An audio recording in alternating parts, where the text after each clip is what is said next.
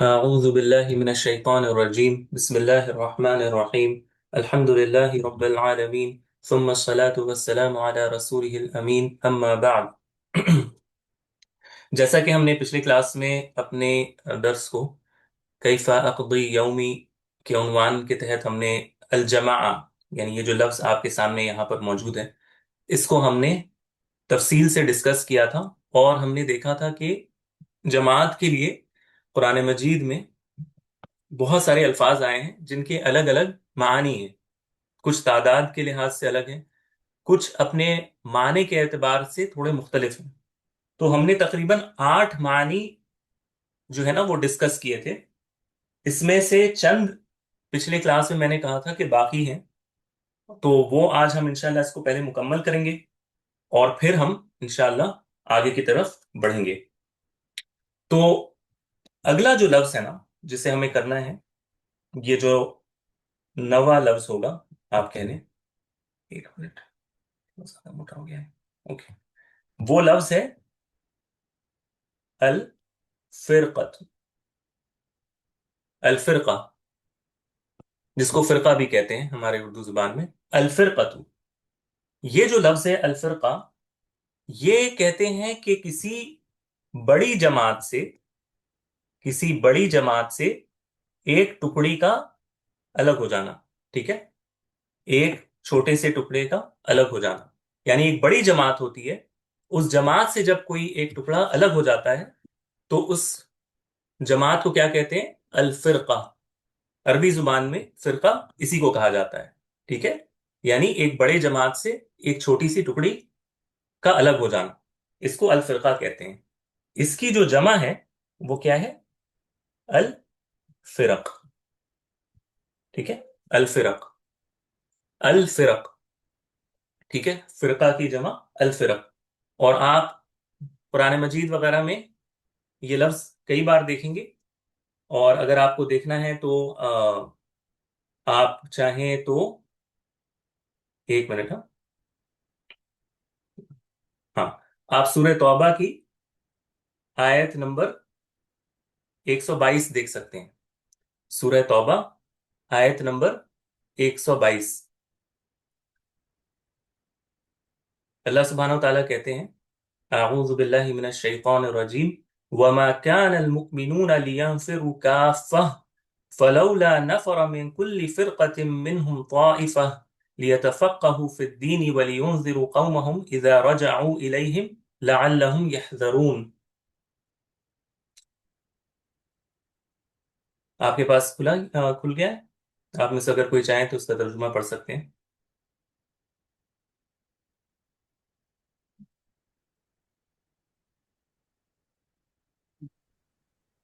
اور جی ممکن نہیں کہ مومن سب کے سب نکل جائیں، تو ان کے ہر گروہ میں سے کچھ لوگ کیوں نہ نکلے تاکہ وہ دین میں سمجھ حاصل کر سکیں، تاکہ وہ اپنی قوم کو ڈرائیں جب ان کی طرف واپس جائیں، تاکہ وہ بچ جائیں۔ جی، تو اگر آپ دیکھیں تو یہاں پر اللہ سبحانہ وتعالیٰ نے کہا فَلَوْلَا نَفَرَ مِن كُلِّ فِرْقَةٍ مِّنْهُمْ طَائِفَةٌ، کہ ان کے ہر فرقے میں سے، یعنی مومنوں کے ہر فرقے میں سے، یعنی ایک ٹکڑے میں سے، ٹھیک ہے، ایک طائفہ کیوں نہ نکل جاتا، یعنی ایک ایک فکر کے لوگ، میں نے بتایا تھا نا کہ طائفہ کس کو کہتے ہیں؟ ایک ایسی جماعت جس میں لوگ ایک مذہب یا ایک دین یا ایک رائے پر قائم ہوں۔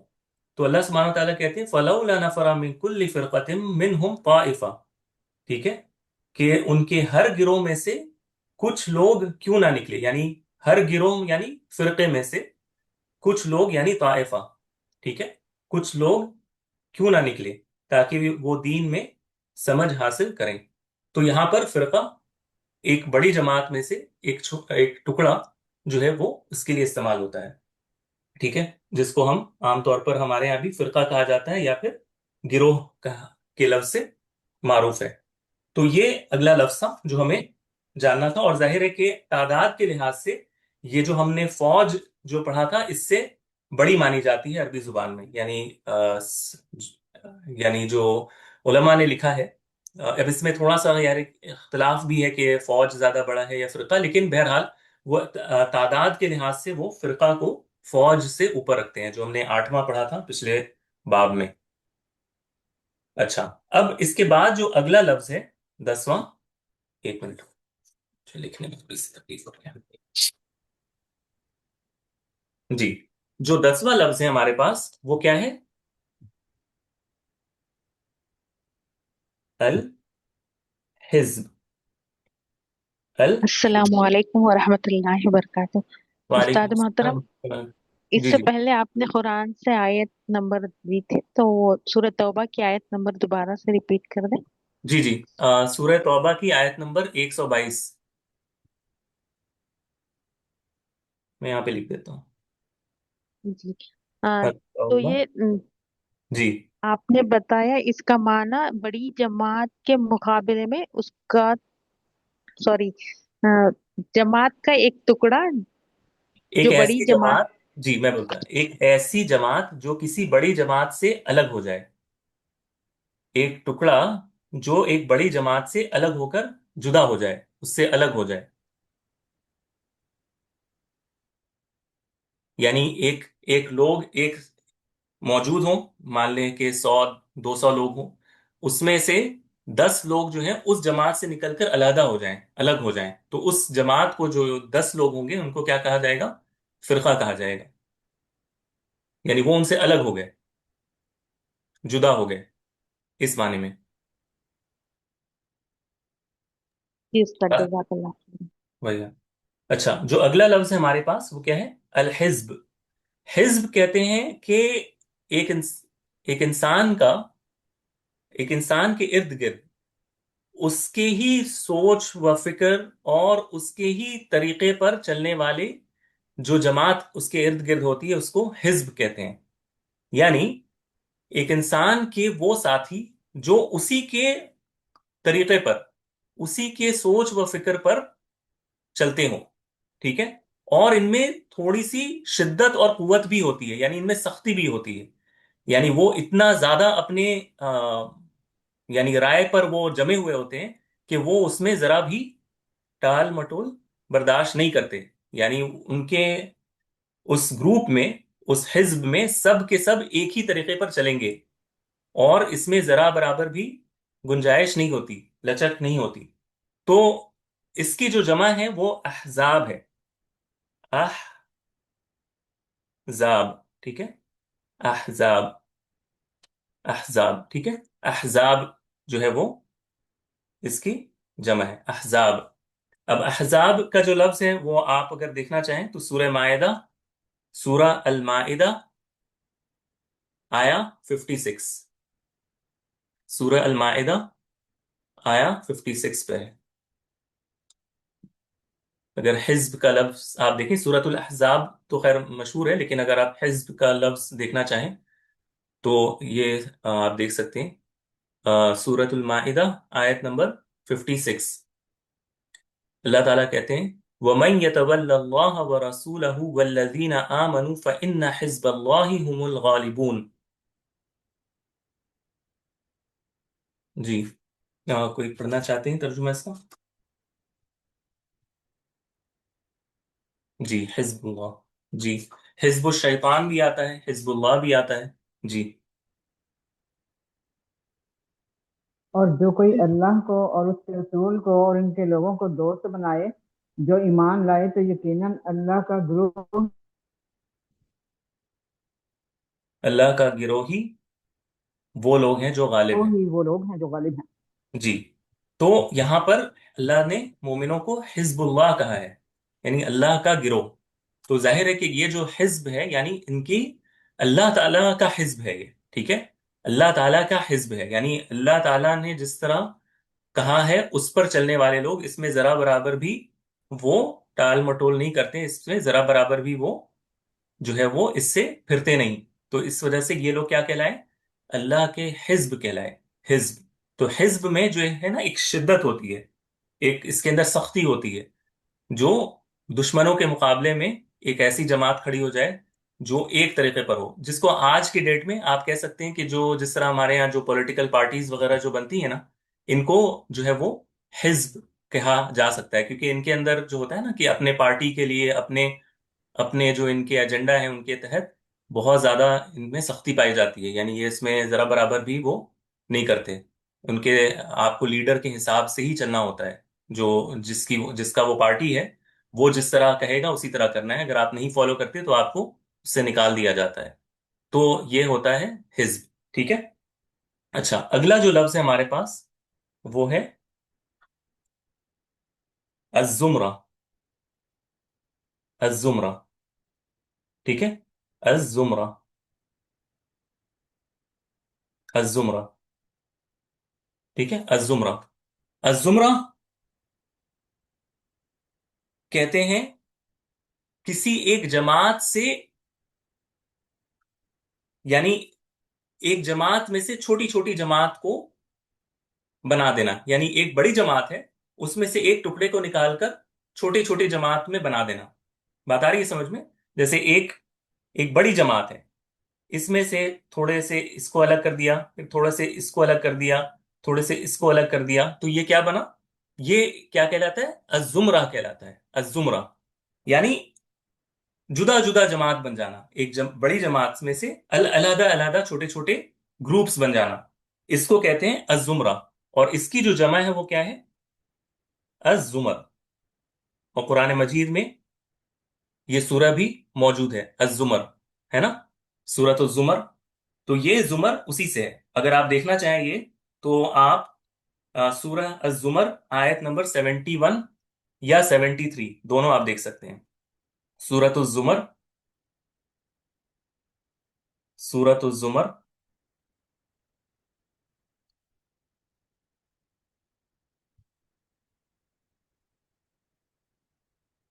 39 سورہ ہے، اور آیت نمبر 71 ہے۔ اللہ تعالیٰ کہتے ہیں وَسِيقَ الَّذِينَ كَفَرُوا إِلَى جَهَنَّمَ زُمَرًا، کہ اس کا ترجمہ ہے اور وہ لوگ جنہوں نے کفر کیا گروہ در گروہ جہنم کی طرف ہانکے جائیں گے۔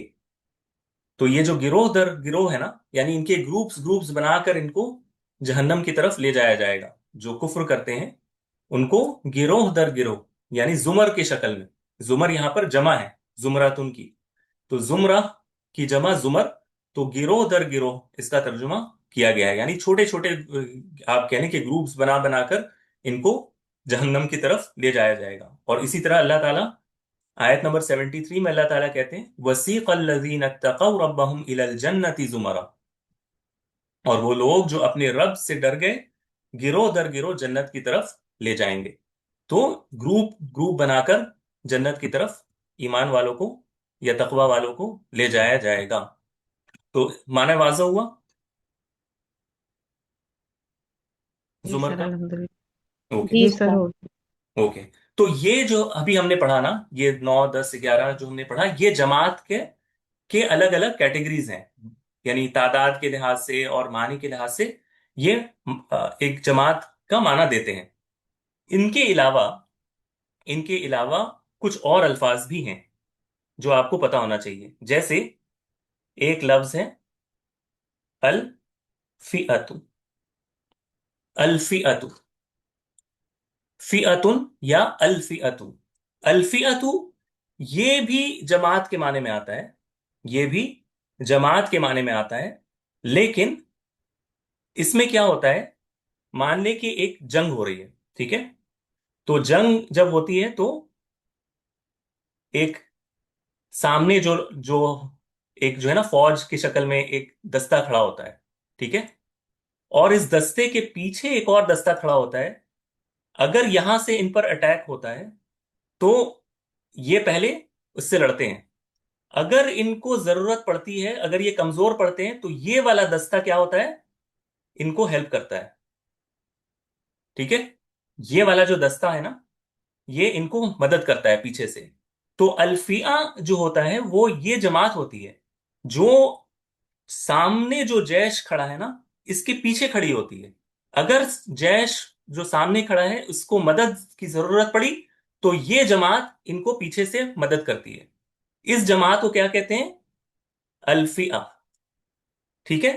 تو ان کے اندر کیا ہے، ایک ایسی جماعت جو سپورٹ کرنے کے لیے اپنے سامنے والی جماعت کو سپورٹ کرنے کے لیے پیچھے کھڑی ہوتی ہے، اور اگر ان کو ضرورت پڑے تو یہ اس کو سپورٹ کرتے ہیں اپنی قوت سے، اپنی طاقت سے. ٹھیک ہے، تو اس کو کہتے ہیں الفیہ. بات آ رہی ہے سمجھ میں؟ جی استاد. اوکے. اس کی جمع جو ہے وہ الفیات بھی ہوتا ہے. الفیات. ٹھیک ہے، یا پھر الفیونا یہ بھی ہو سکتا ہے. سوری، یا پھر الفیونا.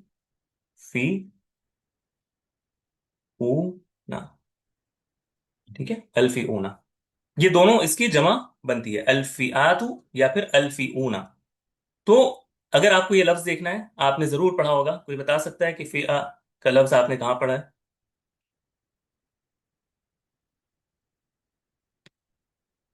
کوئی بتا سکتا ہے؟ اچھا، سورہ کہف میں آیت نمبر 43 میں آپ دیکھ لیں.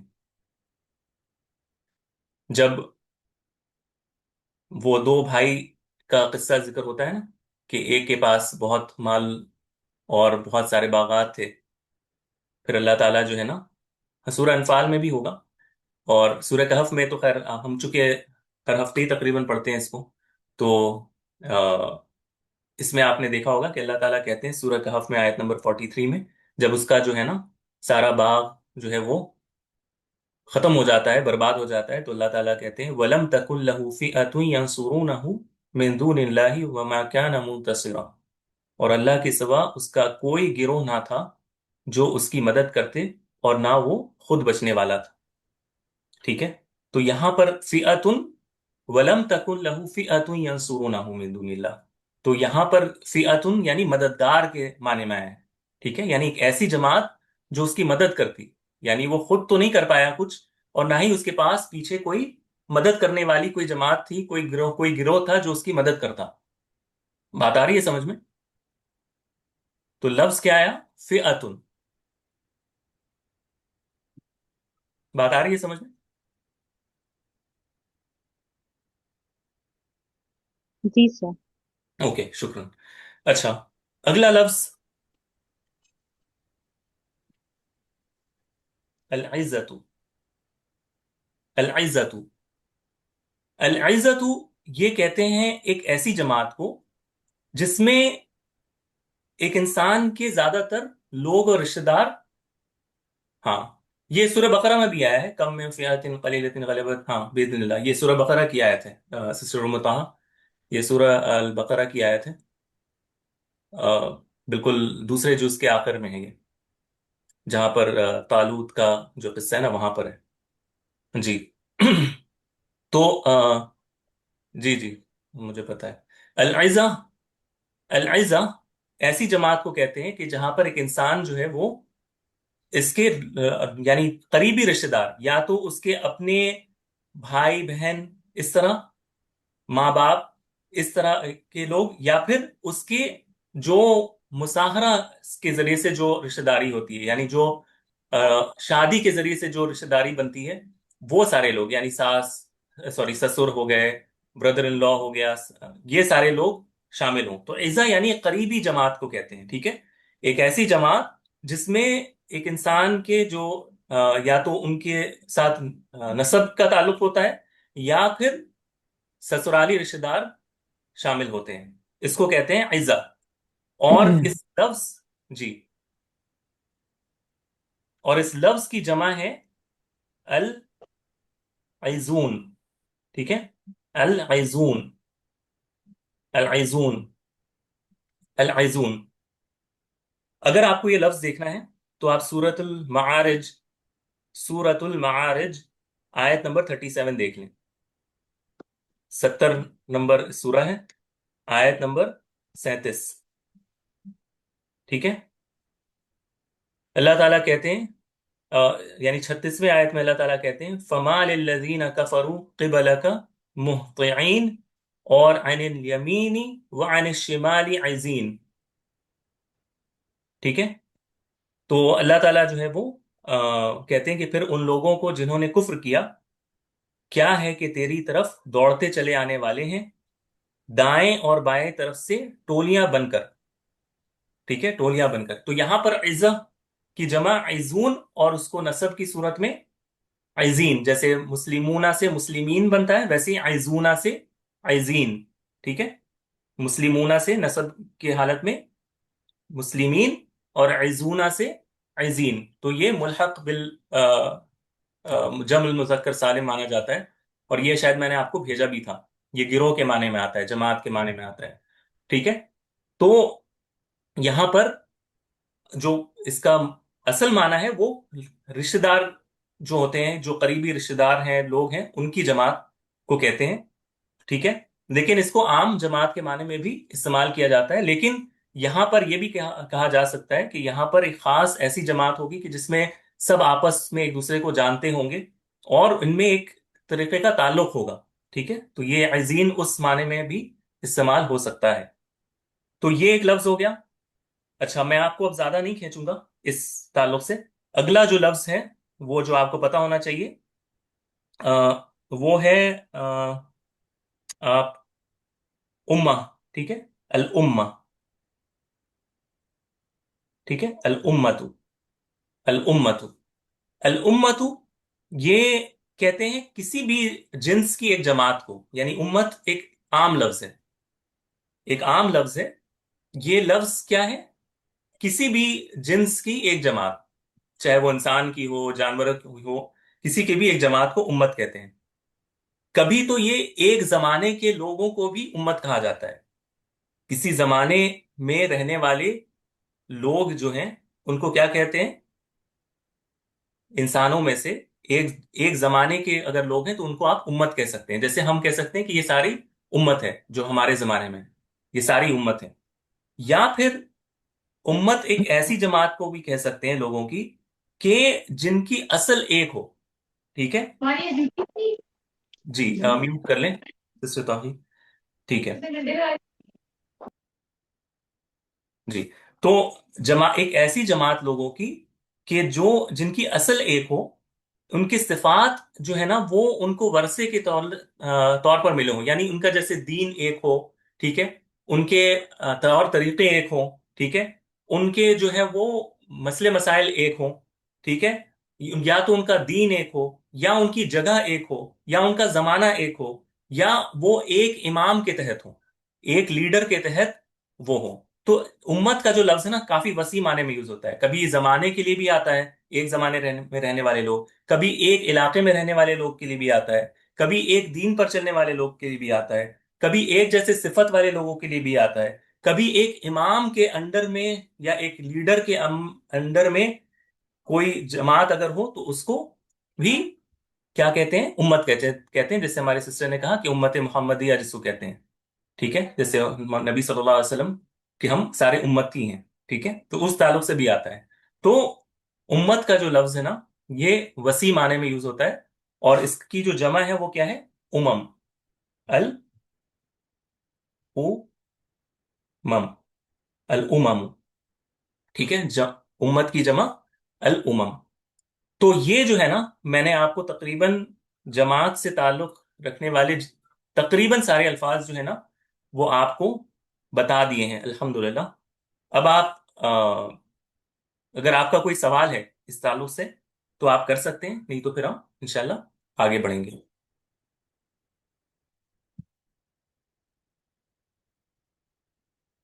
جی، کسی کا کوئی سوال ہے؟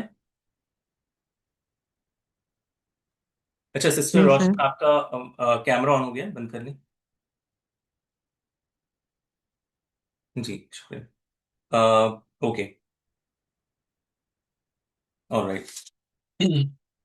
اب ہم آ جاتے ہیں اپنے اگلے لفظ پر، ٹھیک ہے؟ ہمارا جو اگلا لفظ ہے، اب ہم عبارت کو ایک بار پھر سے پڑھ لیتے ہیں کہ وہ بچہ کیا کہتا ہے، یہ لڑکا کیا کہتا ہے؟ انام مبکرا فی اللیل واقوم مبکرا فی الصباح، کہ میں رات جلدی سو جاتا ہوں اور میں صبح جلدی اٹھ جاتا ہوں۔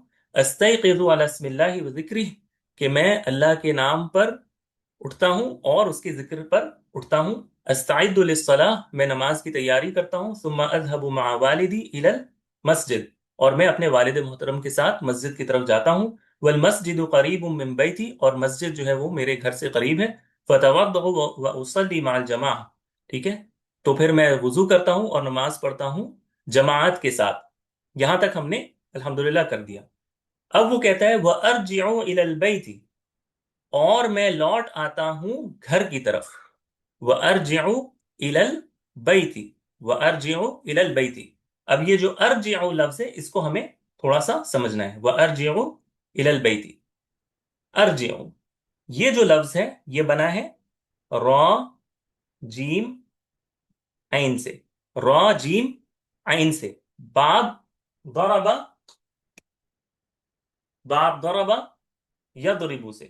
ضربا یضربو سے تو یہ بنتا ہے رجع را جا سوری را جا رجع یر يرجع جی. يرجع ٹھیک ہے، یر جی او، رجع یرجع.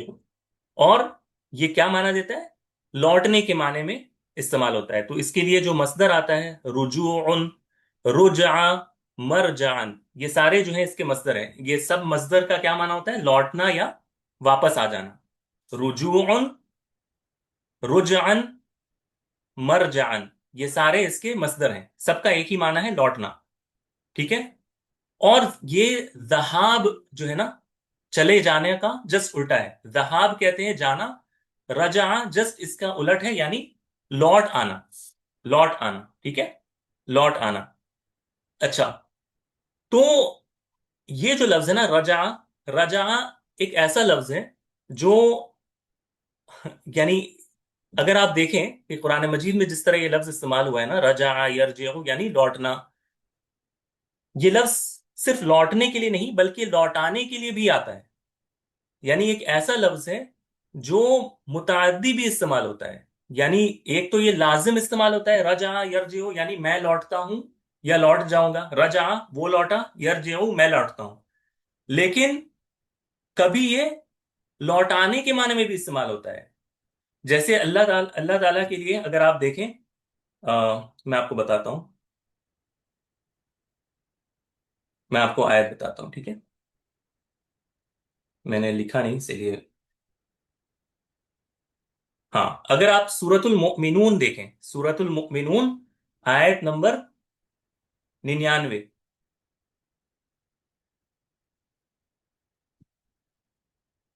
سورت المؤمنون آیت نمبر 99.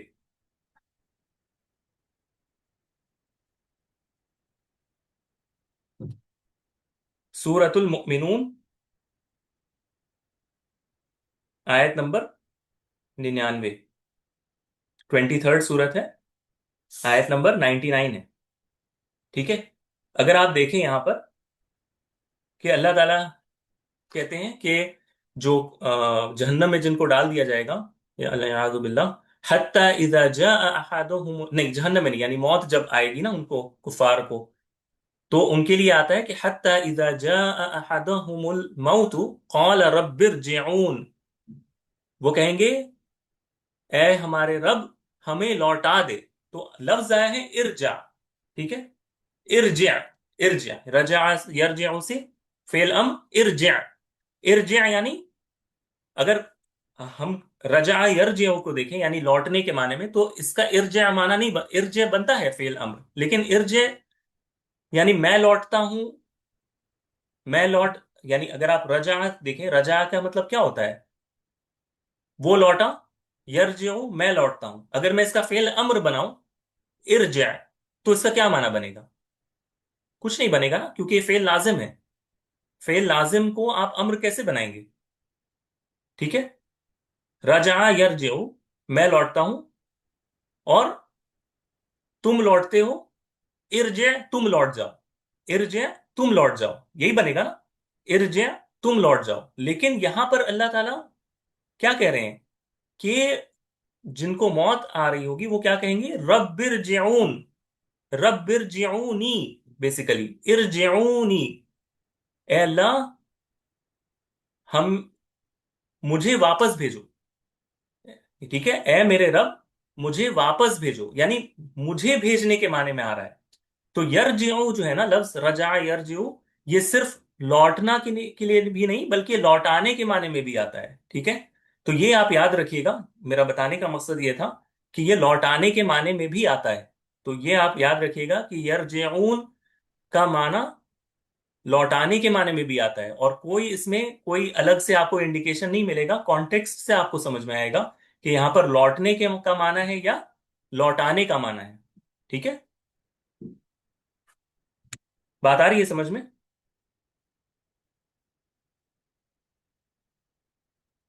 جی استاد. جی سر الحمد للہ. ہاں ٹھیک ہے، اوکے. اب اس کا جو مصدری معنی ہے وہ تو میں نے آپ کو بتا دیا کہ یہ بیسیکلی لوٹنے کے معنی میں ہے. تو اسی سے ملتا جلتا جو لفظ ہے نا وہ میں آپ کو تھوڑا سا بتا دیتا ہوں. ایک لفظ ہے الرجع. الرجع، الرجع کہتے ہیں بارش کو. ٹھیک ہے، الرجع کہتے ہیں بارش کو. بارش کو الرجع کیوں کہتے ہیں؟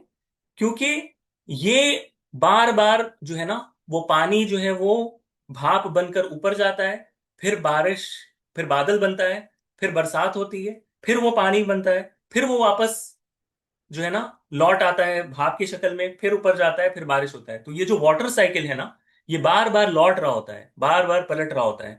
اس وجہ سے اس کو الرجع کہتے ہیں. بارش کو الرجع بھی کہتے ہیں کیونکہ یہ بار بار لوٹ کر آتا ہے. ٹھیک ہے، اسی سے ایک اور لفظ ہے الرجیع. ٹھیک ہے، الرجیع. الرجیع. الرجیع. الرجیع کس کو کہتے ہیں؟ جو جانور وغیرہ کے جو لید ہوتے ہیں نا، جو ان کا یعنی ایکسکریٹا کہہ لیں اس کو. تو کیوں اس کو رجی کہتے ہیں؟ کیونکہ جو وہ کیونکہ وہ جو ہے نا وہ کھاتے ہیں اور پھر وہ آ، ایک منٹ، ہاں ایک منٹ رک جائیے.